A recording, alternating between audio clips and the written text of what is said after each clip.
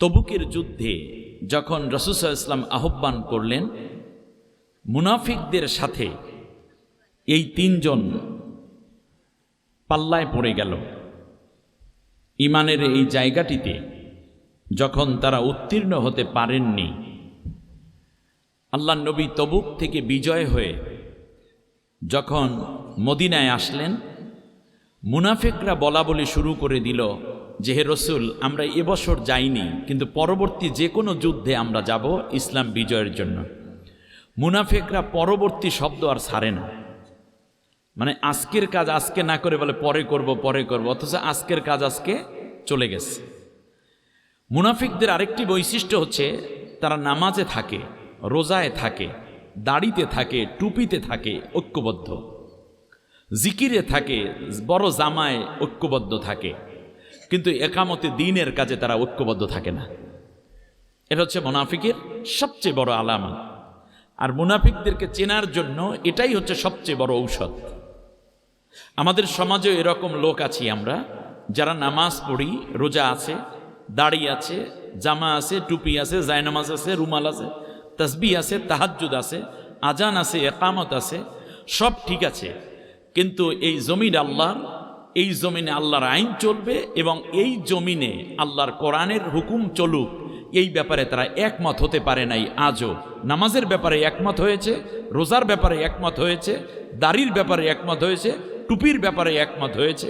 এই মানুষগুলো হচ্ছে মুনাফিকের আলামতের মধ্যে নিপতিত। আপনাদের কষ্ট হচ্ছে শুনতে? ব্যাস, এবারে আসুন, রাসূল সাল্লাল্লাহু আলাইহি ওয়াসাল্লাম যখন উহুদের যুদ্ধে যাবেন, তার আগেও ফজরের নামাজ জামাতে পড়লেন। মুনাফিকরা নবী সাল্লাল্লাহু আলাইহি ওয়াসাল্লামের সাথে মিলিয়ে নামাজ পড়েছে। তারা জানতো মসজিদে নববীতে এক রাকাত নামাজ পড়লে 50,000 রাকাতের সওয়াব। জানতো কিনা? মুনাফিকরা রাসূল সাল্লাল্লাহু আলাইহি ওয়াসাল্লামের পেছনে ইক্তেদা করে নামাজ পড়তেন। মসজিদে নববীতে নামাজ পড়ছে, পাশেই আবু বকর, ওমর, ওসমান রাদিয়াল্লাহু আনহুমদের কাতারে দাঁড়িয়ে গায়ে গায়ে মিশে মিশে নামাজ পড়েছে। জামাটাও লম্বা ছিল, দাড়িটাও বড়ই ছিল। রাসূল সাল্লাল্লাহু আলাইহি ওয়াসাল্লাম নামাজ শেষে আজকে বললেন, ঘোষণা এসেছে যে, শোনো, উহুদের যুদ্ধে যেতে হবে, তোমরা কি কাফেরদেরকে আরো ভেতরে আসতে দিবে, মক্কার লোকদেরকে, না এখনই তাদেরকে বাধা দিবে?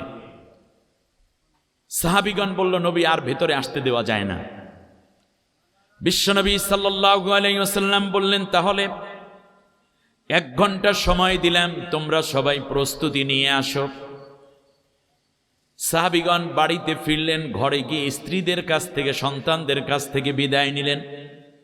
যুদ্ধাস্ত্র এবং যুদ্ধের পোশাক পরে মসজিদে নববীর সামনে হাজির। মুনাফিকরাও এই যুদ্ধে অংশ নেয়ার জন্য রওনা করল। কিছু দূর যাওয়ার পরে মুনাফিক সর্দার আব্দুল্লাহ ইবনে উবাই কিছু লোকের মধ্যে একটা ভুল ইনফরমেশন দিয়ে দিল, আমরা এই মসজিদের মধ্যে নামাজ পড়ি, এই মসজিদে 1 রাকাত নামাজে 50,000 রাকাতের সওয়াব। মুহাম্মাদের সাথে আমরা নামাজ পড়ি, রোজা রাখি, হজ করি, যাকাত দিই। মুহাম্মাদের মতো আমরা সুরাত এবং মুহাম্মাদের মতো আমরা আমল শুরু করে দিছি, কিন্তু দিন কায়েমের জন্য লড়াই করতে হবে, কি দরকার আছে আমাদের? এই কথাটা, এই ট্যাবলেট 1-2 জন 300, 1-2 জন 50-100 জন নয়, বরং এই ইমান বিধ্বংসী রিউমারটা 300 জন সাহাবীর মাথার ভিতরে গ্রো করলো, এস্টাবলিশড হয়ে গেল। মুনাফিক সর্দারের এই কুপরামর্শ 1 জন 2 জন নয়, 300 জনের মধ্যে আসর করল। আল্লাহর নবী 1000 সাহাবী নিয়ে রওনা করলেন। কিছু দূর যাওয়ার পরে আব্দুল্লাহ ইবনে উবাইর এই মিথ্যা এবং ধোঁকাবাজির পরামর্শ 300 জনে গ্রহণ করল। আল্লাহ রব্বুল আলামিন বললেন, নবী, তোমার পেছনে নামাজ পড়ার পরে যারা যুদ্ধের ময়দানে হাজির হয়েছে তারা সবাই খাঁটি মোমেন, আর তোমার পিছনে নামাজ পড়ার পরেও যারা যুদ্ধের ময়দানে হাজির হইল না সবগুলা মুনাফিক। যদিও মসজিদে নববীতে নামাজ পড়েছে, তোমার পিছনে ইক্তেদা করে নামাজ পড়েছে। আল্লাহু আকবার। তাহলে আপনি কি বুঝলেন? নামাজ পড়ার মাধ্যমে সাহাবীর নৈতিক মানোন্নয়ন কতটুকু হয়েছে তা প্রমাণিত হয় না। আল্লাহ নবীর পিছনে নামাজ পড়ার পরে সেই নবীর নেতৃত্বে যদি একামতে দ্বীনের কাজে ময়দানে ভূমিকা পালন না করে, নবীর পেছনে নামাজ পড়লেও ওই ব্যক্তি হয়ে যায় মুনাফিক।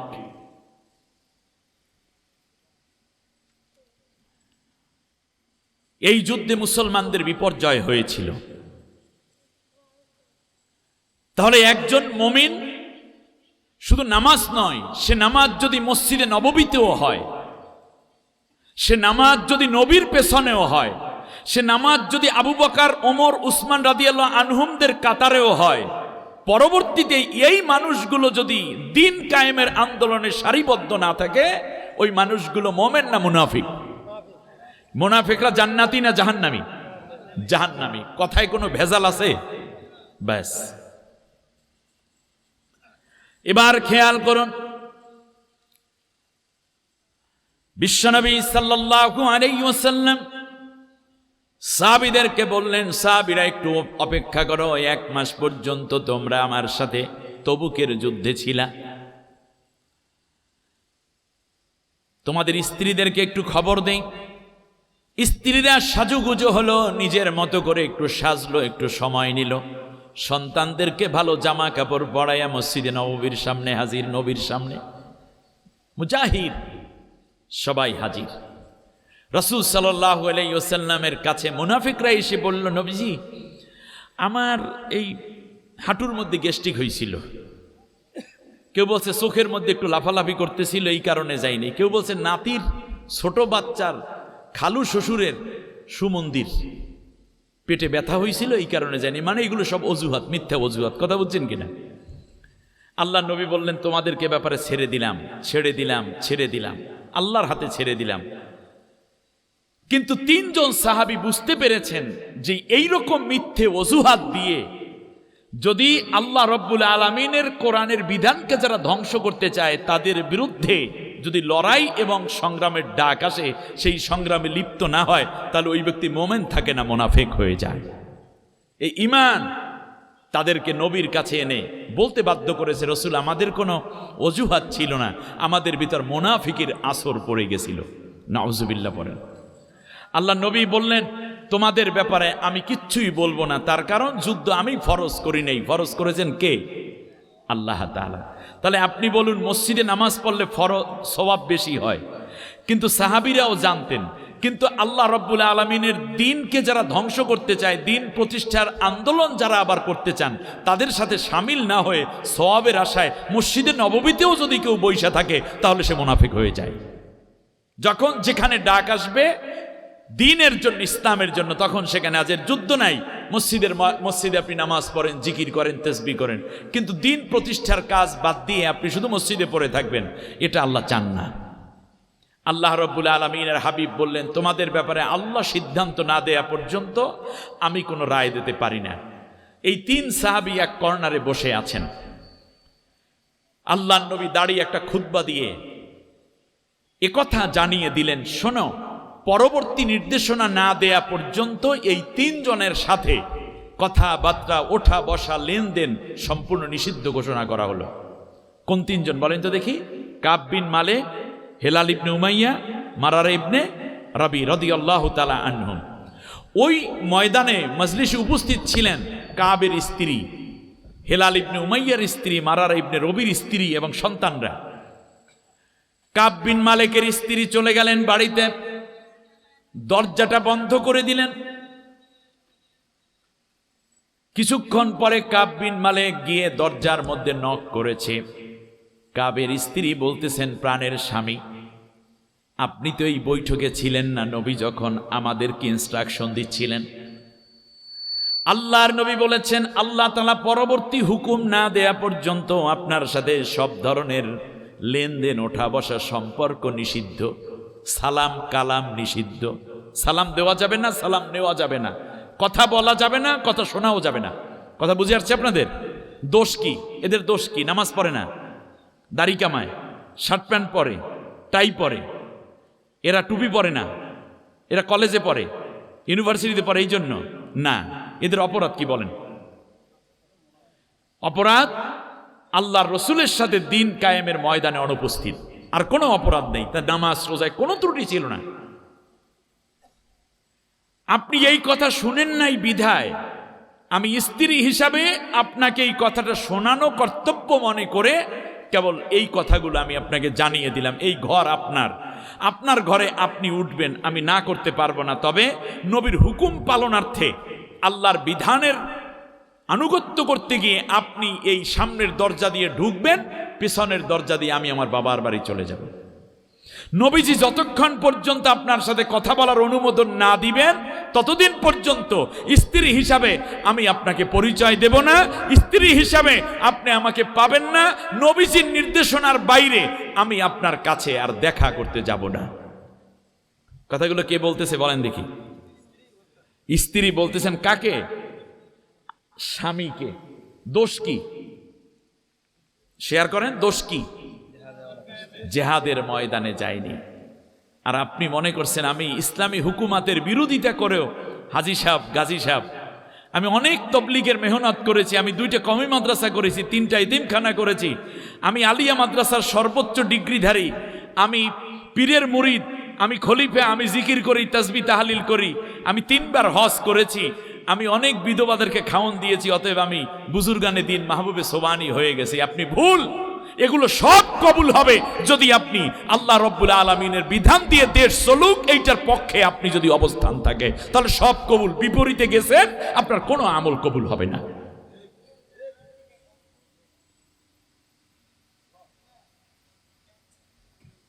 কাবের স্ত্রী একথা বলার পরে কাব বিন মালিক আর ঘরে ঢুকলেন না। দরজায় দেখতেছে বাচ্চারা খেলতেছে অন্য বাচ্চাদের সাথে, আনসার মুহাজিরদের সন্তানদের সাথে।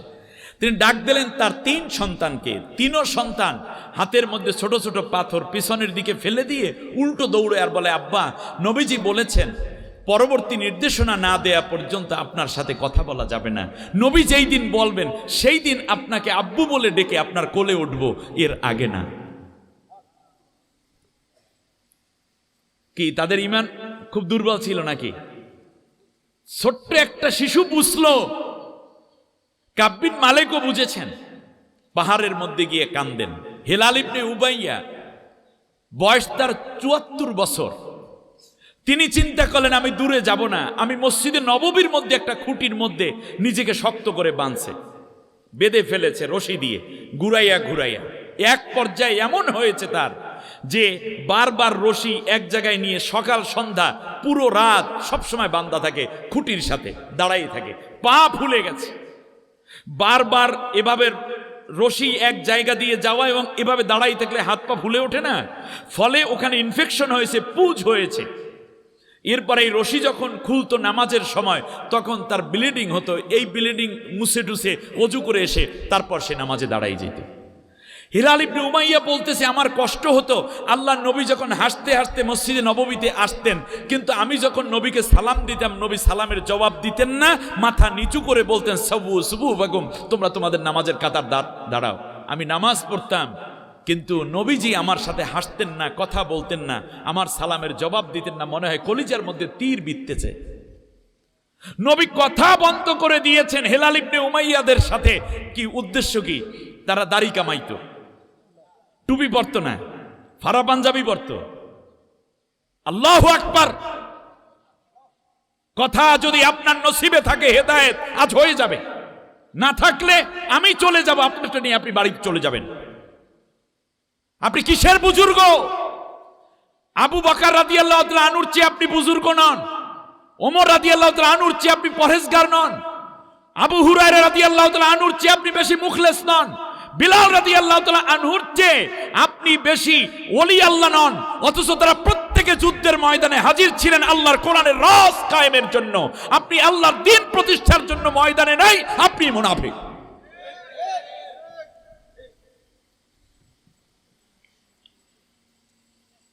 খেয়াল করুন, হিলাল ইবনে উমাইয়ার এই অবস্থা। মারার ইবনে রবিও বাড়ির মধ্যে আলাদা রুমের মধ্যে পড়ে আছে।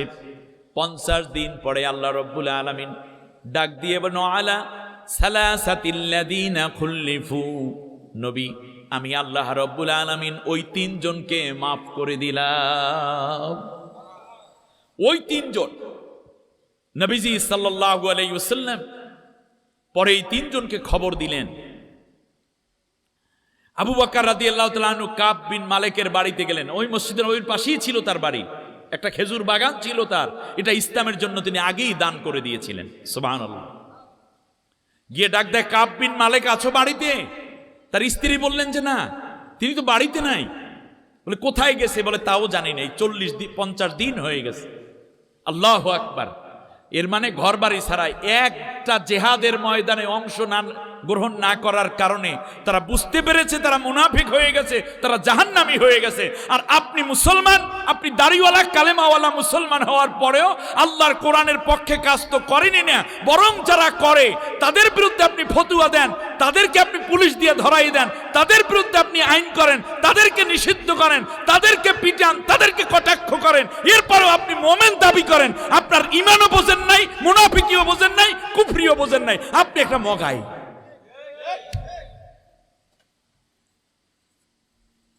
আফসোস, কাব বিন মালিকের স্ত্রী বুঝলেন আমার স্বামীকে নবীর পরবর্তী নির্দেশনা না দেওয়া পর্যন্ত তার সাথে দেখা সাক্ষাৎ নিষেধ। ছোট্ট শিশুটিও বুঝলো। আমরা কি বুঝলাম? আমার ভাইয়েরা খেয়াল করুন, এদের নেক আমল কম ছিল না। মুনাফিকদের মধ্যে তাকওয়াও বাহিরের দৃষ্টি দিক থেকে কম ছিল না। আব্দুল্লাহ ইবনে ওবাই মুনাফিক সর্দার, বলেন মুনাফিক সর্দার। আল্লাহর নবীর বরাবর পেছনে দাঁড়াতেন, জানেন কিনা আপনারা? দাড়ি রাখতেন বড় করে, টুপি পরতেন, মাথায় রুমাল। কিন্তু ইসলামের চূড়ান্ত ক্ষতি হোক এই জন্য সে মনে মনে কামনা করত। নবী সাল্লাল্লাহু আলাইহি ওয়াসাল্লামের সাথে নামাজ পড়ে, আবার কাফেরদের সাথে দেখা হলে নবীর বিরোধিতা করে, তাদেরকে উত্তেজিত করে, নবীর উপর আক্রমণ করো। এই অবস্থা, এই লোকটি মারা যাচ্ছে। এই সূরার মধ্যে আসছে এই কথাটা। তার ছেলেকে ডেকে বলল, শোনো বাবা, তার নামও আব্দুল্লাহ, আমার সালাম মুহাম্মদুর রাসূলুল্লাহকে পৌঁছাইয়ে দিও। কখন বলতেছে কথাটা বলেন তো? মরার আগ মুহূর্তে। আচ্ছা, দ্বিতীয় হচ্ছে মুহাম্মাদের গায়ের যে জামাটা আছে, এই যে বড় জামাইয়ের নিচে আমরা একটা গেঞ্জি পরি না, আরাবিয়ানরা, রাসূল সাল্লাল্লাহু আলাইহি ওয়াসাল্লাম এর নিচে একটা পাতলা সুতি কাপড় পরতেন, যেটা এই নেসপে সাক পর্যন্ত থাকতো, গেঞ্জির মতো একটু লম্বা করে পরতেন।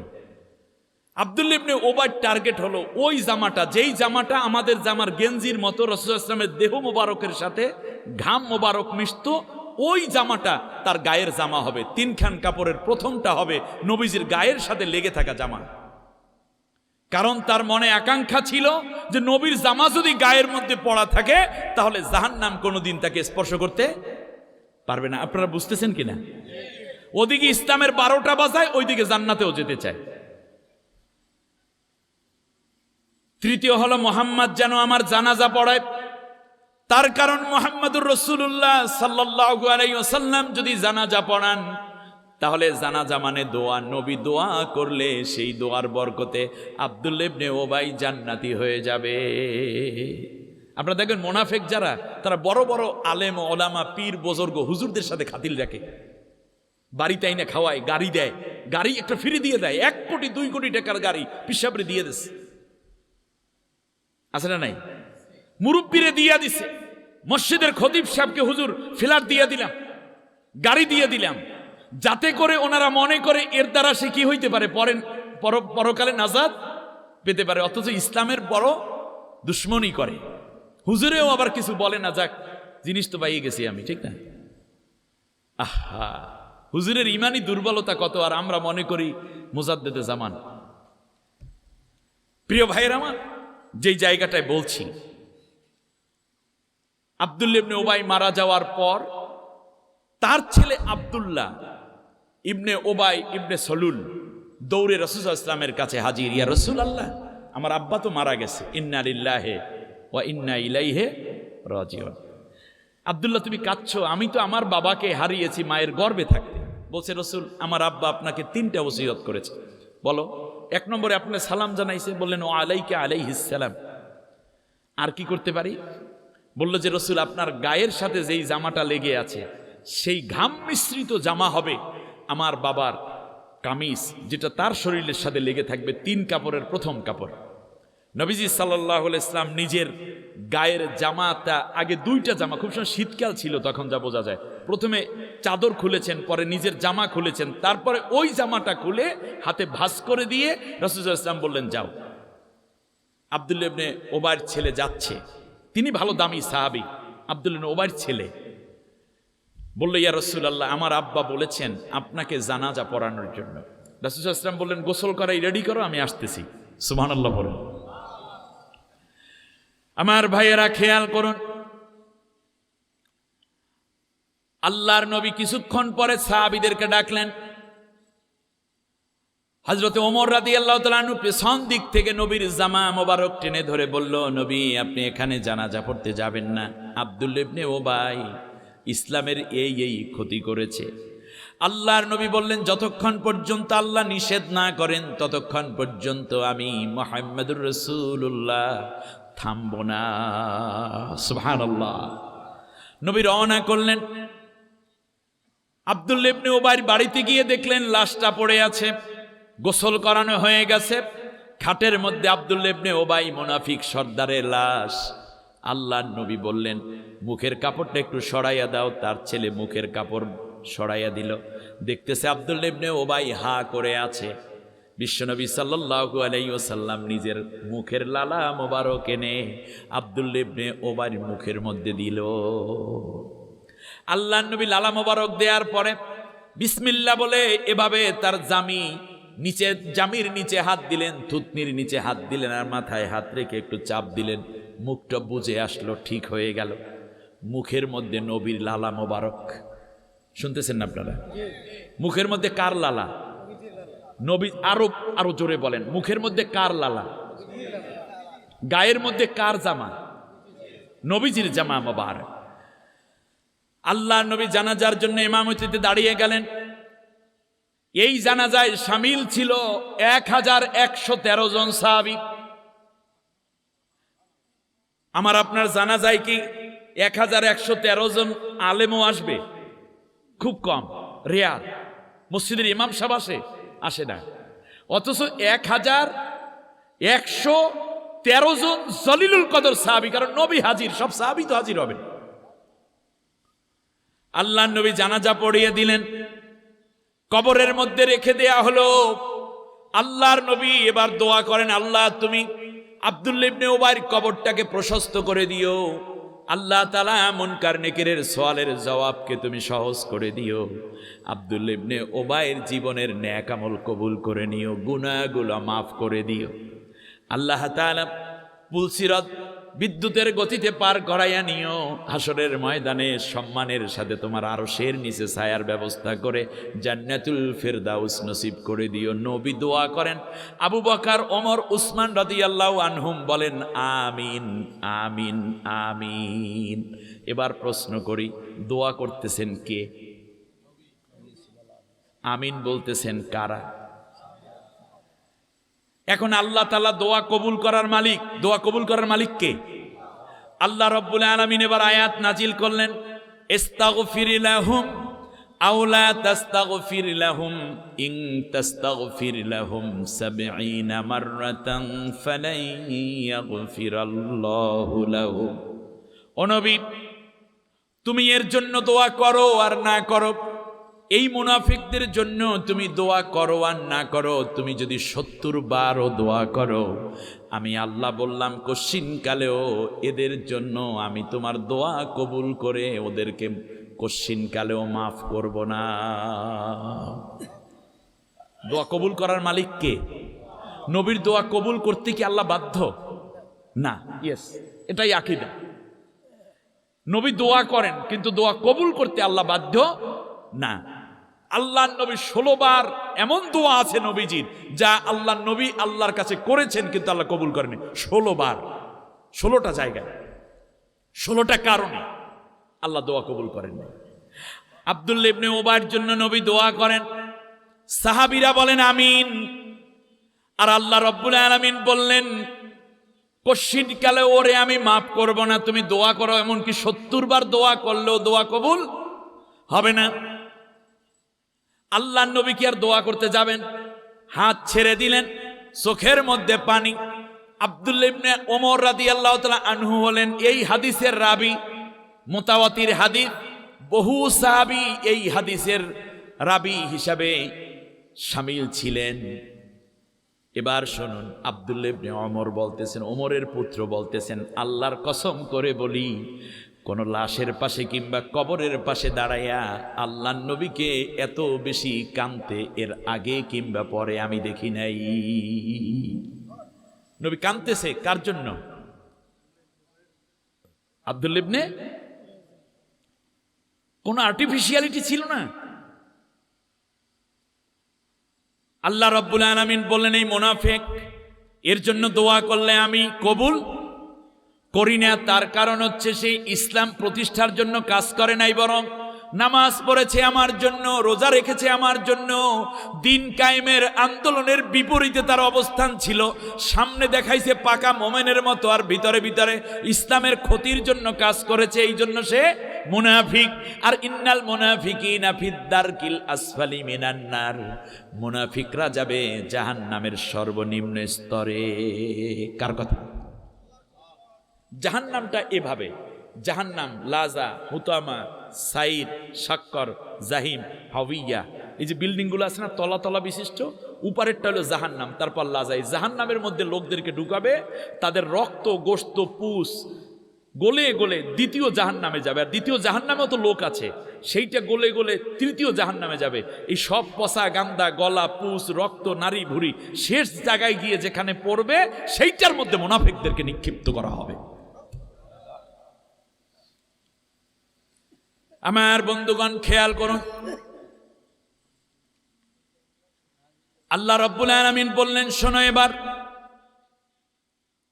ও নবী, এরা তো মুনাফিকরা কোনো ঈমানদারি না, জানাজা তো মুমিনের। বলেন জানাজা কাদের? ইন্নাল মুনাফিকিনা লাকাযিবুন, মুনাফিকরা ঈমানের ব্যাপারে একেবারেই মিথ্যাবাদী। তার কারণ হলো ঈমান যেদিন এনেছে সেই দিনই তো তারা বলেছে ওয়া কবিলতু জামিয়া আহকামিহি ওয়া আরকানিহি, আমি কবুল করে নিলাম। ওয়া কবিল অর্থ কি? আমি কবুল করে নিলাম জামিয়া, সমস্ত, আহকামিহি, আল্লাহর যত হুকুমাত আছে সব হুকুমাত আমি কি করে নিয়েছি? কবুল করে নিয়েছি। আজকে বাংলাদেশের পার্লামেন্টে সরকারি দল এবং বিরোধী দল যারা ঈমানদার মোমেন, অন্য ধর্মের হলে সে আলাদা, সবাই প্রধানমন্ত্রী হতে শুরু করে সরকারি দলের মন্ত্রী এমপিগণ, বিরোধী দলের এমপি এবং মন্ত্রীগণ, তারা যেহেতু মোমেন, তারা তো কথা বলেছেন যে আল্লাহ, আমরা তোমার সমস্ত হুকুমগুলোকে কবুল করে নিয়েছি। আর আল্লাহর হুকুম আছে কোথায়? কোরআনের মধ্যে। সংসদে কি আল্লাহর হুকুম পাশ হচ্ছে? সেই 72-এর সংবিধান না 74-এর সংবিধান, সেইটা নিয়ে ওইটার পিছনে তেল দেওয়ার সময় মুসলমানদের নাই, ঠিক না বলেন? আর এত বড় বিপ্লবের পরে আবার নতুন করে সেই স্বৈর শাসকের উত্থানের সংবিধান নতুন করে তিলাওয়াত করছে। আমরা এই হতভম্ব হয়ে যাচ্ছি, যারা সংসদে প্রতি মিনিটে লক্ষ লক্ষ টাকা আমাদের খরচ করে কি জাতিকে উপহার দিচ্ছে। তারা ঘুরে দাঁড়াবার এই দিনে রক্তের দাগগুলো এখনো শুকায় নাই, শহীদের লাশগুলো এখনো পচে শেষ করতে পারে নাই, মায়ের চোখের অশ্রু এখনো ফুরায়নি, বোনের কান্নার আর্তনাদ এখনো ফুরায়নি। আর সংসদের মধ্যে দাঁড়িয়ে দাঁড়িয়ে আপনারা কি কথাগুলো বলছেন, আল্লাহর কাছে জবাব দিতে হবে একদিন, ঠিক কিনা বলেন? এই সরকারি দল আর বিরোধী দল এক কেউ এই সংসদ চোখে দেখতে না। যদি ফ্যাসিস্ট হাসিনা এখনো ক্ষমতায় থাকতো, কোথায় থাকতেন প্রধানমন্ত্রী, কোথায় বিরোধী দল? পালাইয়া সময় পাইতেন না। ওদের জীবন এবং রক্তের বিনিময়ে এসেছেন, আর এখন নতুন করে তাদেরকে ভুলে যাওয়ার উপক্রম, এটা যেন মোটেও না হয়। তাহলে আল্লাহর গজব নেমে আসবে এই জাতির উপরে। আল্লাহ আমাদের মাফ করুন। প্রিয় ভাইয়েরা আমার, অকবিলতু জামিয়া আহকামিহি ওয়া আরকানি, এটা পড়ছে না? অকবিলতু মানে কি? আমি কবুল করে নিলাম সমস্ত হুকুম আহকাম আল্লাহ তাআলা।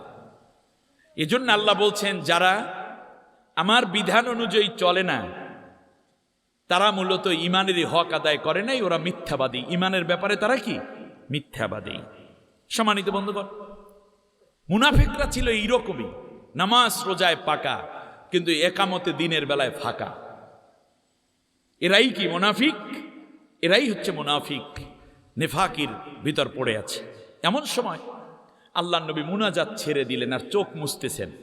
এই দিকে কিছু দূর যাওয়ার পরে আল্লাহ তাআলা নবীকে আবার বলছে, ওয়ালা তাকুমা ওয়ালা তুসাল্লি আলা আহাদিম মিনহুম মাতা আবাদা। ও নবী, তুমি কশিন কালেও এদের নামাজ জানাজা পড়তে আর আসবে না। আল্লাহু আকবার। এদের জানাজা পড়তে আর আসবে না। তাহলে বোঝা যায় মুনাফিকদের জানাজা পড়তে যেতে আল্লাহ তাআলা কি করেছেন? নিষেধ করেছেন। কাকে? নবীকে। আর আমাদের সমাজে সরাসরি ইসলামের বিরোধিতাকারী যারা, তারা মারা গেলে বড় হুজুর বিবৃতি দেয়, আর বড় হুজুর দিয়ে নামাজ পড়াইলে মনে করছে জান্নাতে চলে যায়। নবীর চেয়ে বড় হুজুর পৃথিবীতে আর হবে না। সেই বড় হুজুরকে আল্লাহ তাআলা বললেন যে, হে নবী, তুমি এদের জানাজা পড়তে আর আসবে না। কারণ মুনাফিকরা ইসলামের বিরোধিতা করেও মনে মনে আকাঙ্ক্ষা করে যে আমি জান্নাতে যাবে। এজন্য নবীর জামা একেবারে গায়ের মধ্যে, নবীর লালা মোবারক মুখের মধ্যে, এরপরও সে যাবে জাহান্নামে। আর আপনি কোন হুজুরের জামা গায়ে দিয়ে কোন তরিকা ধারণ করে আপনি জান্নাতে যাবেন, এবার আপনি বুঝিয়ে লইতে পারেন। আমার কথা বুঝে আসছে আপনাদের? বিশ্বনবী সাল্লাল্লাহু আলাইহি ওয়াসাল্লাম আরেকটু সামনে গেলেন, বাড়ির দিকে যাচ্ছেন নবী। এবার আল্লাহ ডাক দিলেন, ওয়ালা তাকুম আলা কবরিহি, এর কবর জিয়ারত করতে আপনি কোনোদিন আসবেন না। তার কারণ মুনাফিকদের কবরে আমি আল্লাহ রব্বুল আলামিন অনবরত সব সময় আমি লানত নাজিল করি। মুনাফিকদের কবরে কি নাজিল হয়? লানত নাজিল হয়। সুতরাং আপনি রহমাতুল লিল আলামিন লানতের জায়গায় আসবেন, এটা মানায় না। তাহলে নামাজ পড়বেন না, ওদের জানাজা পড়বেন না, ওদের কবরস্থানে আসবেন না, ওদের জন্য আপনি দোয়া করবেন না। অপরাধ কি বলুন দেখি? নামাজ পড়ে নাই আব্দুল্লাহ ইবনে উবাই, নামাজ পড়েছে, রোজা রেখেছে, হজ করেছে, জাকাত দিয়েছে, দাড়ি ছিল, জিকির ছিল, মেহনত ছিল, আল্লাহ নবীর সাথে ইফতার এবং সাহারি করত, এমনকি নবীর সাথে একত্রে ইতিকাফ পর্যন্ত করত। অথচ এই লোকটা জান্নাতি নাকি জাহান্নামী? কারণটা কি? কেমনে হইল মুনাফিক? আল্লাহর কোরআন দিয়ে দেশ চলুক, আল্লাহর নবীর আদর্শ দিয়ে সমাজ চলুক, এইটা সে চায় নাই। সরাসরি বিরোধিতাও করে নাই, মনে মনে চায় নাই।